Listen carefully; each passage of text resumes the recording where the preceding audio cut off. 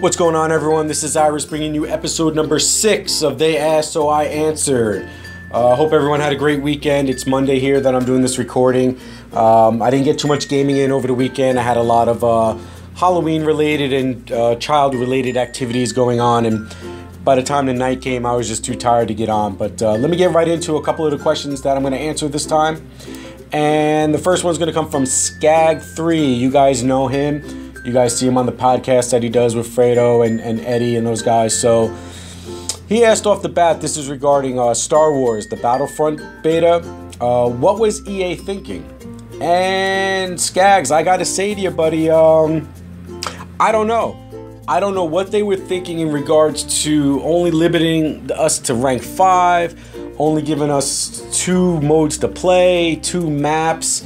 You know, there just was no meat on the bones with this beta. It seems like they got it out just to kind of get it out there because they've got the name Star Wars, and for some reason I guess they feel that that's going to lure a lot of people in. But the gaming community, the people who enjoy, you know, whether it's first-person shooter or in this case with third-person shooter, you know, they were looking for more. They were looking for something that says, yes, come buy me, pre-order me. And, you know, that's what a beta is supposed to do. A beta, in my opinion, should persuade you a little bit into the direction of pre-ordering or buying that game.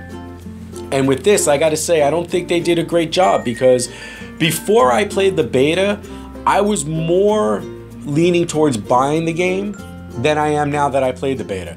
I think if I didn't play the beta, I probably would have bought the game. Now, when the game comes out, I think I'm just going to wait a little while and, you know, watch some guys, you know, watch their YouTube videos and see how this game's playing out. And a lot of people whose opinions I trust on games, I'm going to see what they have to say about it before I go out there and try it.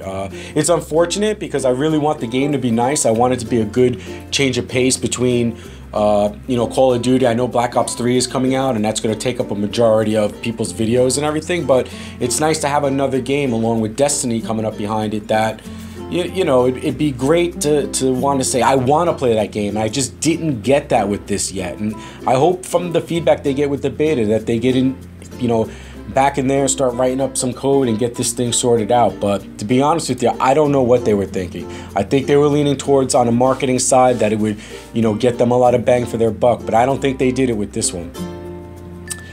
All right, this one is going to go out to Pico. You guys know him too. He's over there in Thrust Nation, and you guys, I'm sure you guys were all great subscribers of his before that, but he asked a question regarding commentaries.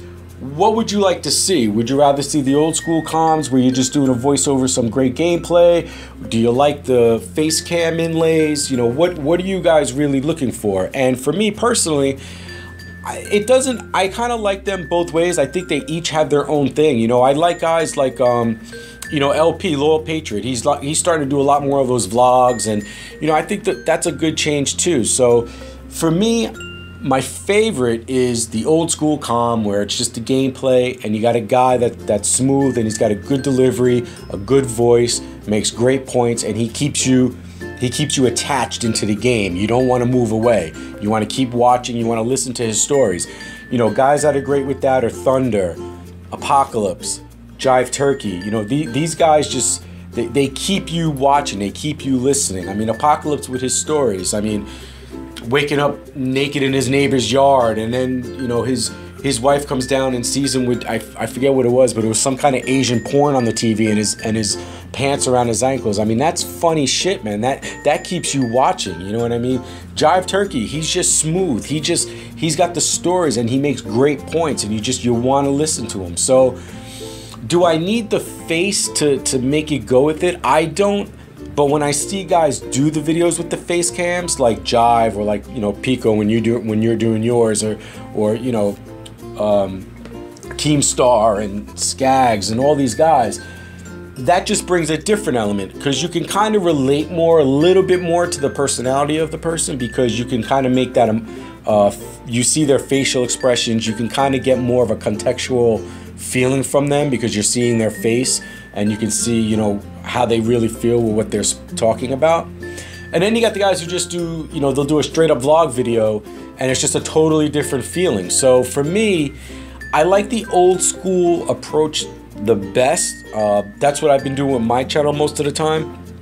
I'm not against myself doing the face cam at this point, but I kind of want to get, you know, I want to learn from the bottom. I want to learn where the other guys came from, and where they came from are the old school gameplay in the background and you're talking over it. I want you guys to feel that you want to listen to me. I want you guys to want to hear my stories about coaching soccer or about what I did over the weekends. I want you guys to ask me questions. Hey, remember that time you said you were gonna, well, what about that? Like, I want that engagement.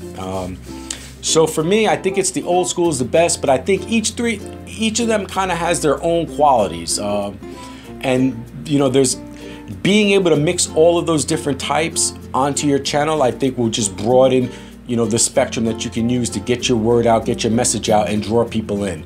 And I think that's the best thing that somebody can do as a content creator here. So, video is going to be coming to an end in the background soon, guys. I really appreciate it. Sorry it took so long to get this one out.